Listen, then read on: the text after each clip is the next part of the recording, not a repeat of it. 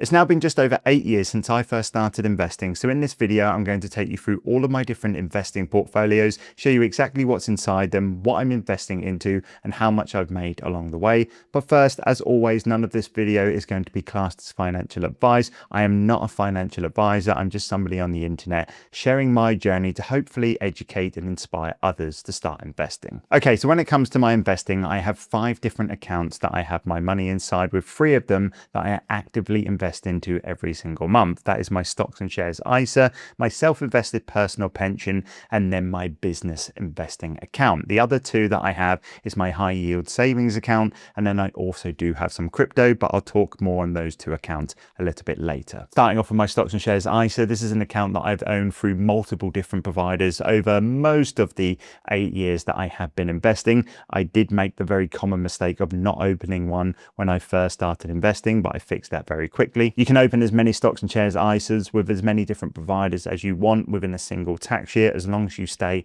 under that £20,000 limit. At the moment, I currently have 2. The first one I have, which is my largest, this is with Vanguard. It's currently got £93,827.74. And since opening it in 2022, my investments have returned me roughly £28,600. One thing that is worth showing that I have on screen right now is that I did transfer an old ISA from Hargreaves Lansdown into this account in 2024. And because I was doing an official ISA account transfer, none of my deposit limits were affected that year. However, one thing that did get affected was my performance tracking. Essentially, what I had to do was sell all of my old stocks into cash and move that cash into my new account through the account transfer. And because of that, I lost all of my previous performance. And whilst I'm not going to quote exactly how much I was up, out of the £39,000 that I did transfer over, around £10,000 of that was in positive returns. But just going back to the roughly £93,000 that I do have invested inside this Vanguard stocks and shares ISA, pretty much 100% of it is invested into a global index fund.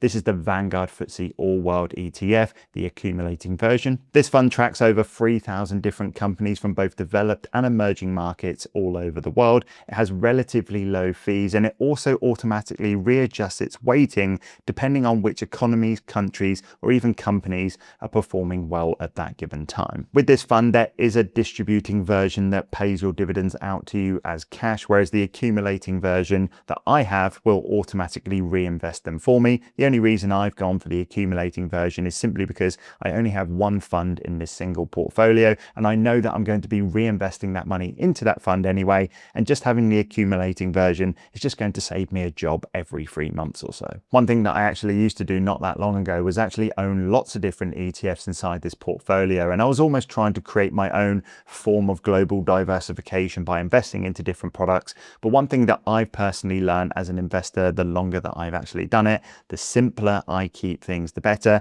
And this one single fund approach just keeps everything nice and simple for me, and it allows me to keep investing as much money as possible, because that's the most important thing in my wealth creation journey right now. Now, I did mention that I do own 2 stocks and shares ISAs, so I do have another one with a different provider. That is with Trading 212, and that is my most recently opened account so far. And right now I have £1,833.36 inside this ISA, and this will actually be the ISA that I will only be contributing to for the foreseeable future. If you want to check out Trading 212 for yourself, if you deposit £1 using code FELLAS, you will get a free fractional share worth up to £100. There's a QR code on screen right now, or a link in the description down below, and that'll take you exactly where you need to go. But back to the investments for this account. Once again, everything is inside that same Vanguard FTSE All World tracker. Just because we're in a different provider, that doesn't mean my investing strategy is going to change. That's also not to say that it won't change in the future, nor is it to say that it's the perfect investment for everyone,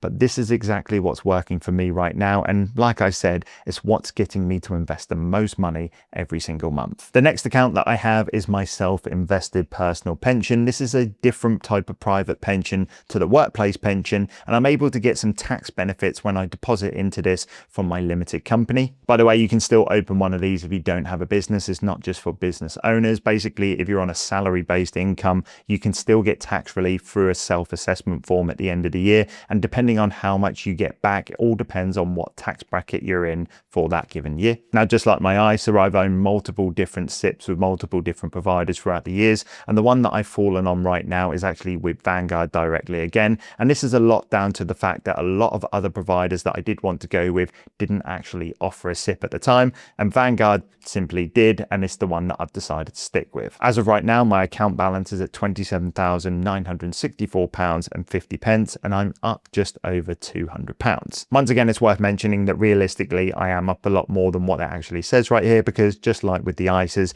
I had to do multiple different pension transfers where I was selling old pension funds into cash and then transferring that cash into this account, which meant I lost the performance. And just like with my ISAs, it's no surprise to what I'm actually investing into. Another reason actually why I like taking this one single fund approach at the moment is that it's just so low effort and it's so easy to do when it comes to making my investments into both my ISA and my SIPP every single month.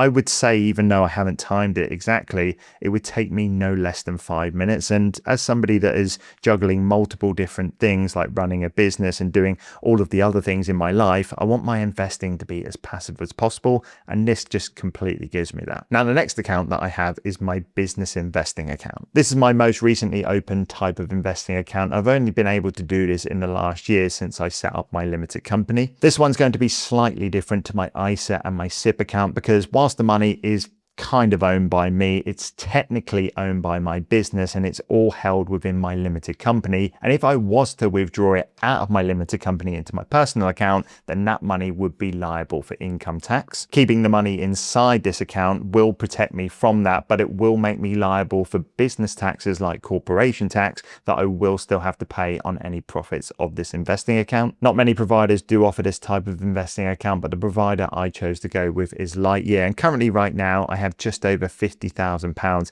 inside this investing account, and 100% of that money is invested into what is called money market funds. Basically, what a money market fund is just a really low risk type of investment fund that invests into things like short-term government bonds and bank certificates. The way I like to look at them is like an upgraded savings account. They're not completely risk-free, but they will give you a slightly better interest rate than if you were just to keep your money in savings. I do also have the ability to invest into regular equities inside this account, very much like the All World Tracker that I have right now. But being completely honest with you, I'm not really sure what the plan for these funds are right now. I've only been in business for just over 1 year, and I do have all of those new anxieties that you have as to whether the business is actually going to be a success, and I don't want to tie that money up in a long-term investment that I am in my pension and my ISA. Now, the next account I want to talk about is my high yield savings account. Now, I know this isn't technically an investing account, and I know I said at the start of the video I'm not actively adding money into it, but I equally think this account is just as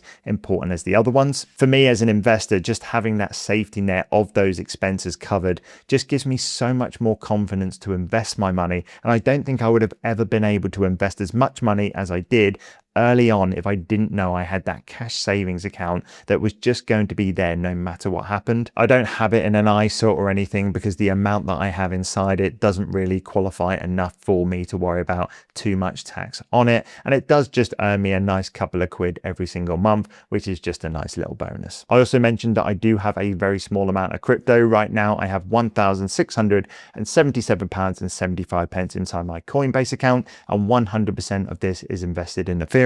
Now, when it comes to crypto, I haven't invested into it since pre-2020, and I have no plans on investing into it in the future, but I will not be selling my crypto either. I just like having that nice pot so I can keep an eye on it, and hopefully one day it eventually goes to the moon, like people say. The only change that I will be making is taking my Ethereum directly invested crypto and moving it into an Ethereum ETN. If you want to know all about ETNs, I did recently make a video on it, and I'll put it up in the cards above. But that's essentially what I class as my very simplified investing portfolio. I've been investing for around 8 years now. I've got over roughly £175,000 inside them when you combine them all together. And I hope this video can prove that you don't need to go out there and pick stocks and time the market to actually be a successful investor. But with that, I would be interested in hearing what you have inside your investing portfolios, so let me know in the comments. But other than that, I hope you like this video, and I will see you in the next one.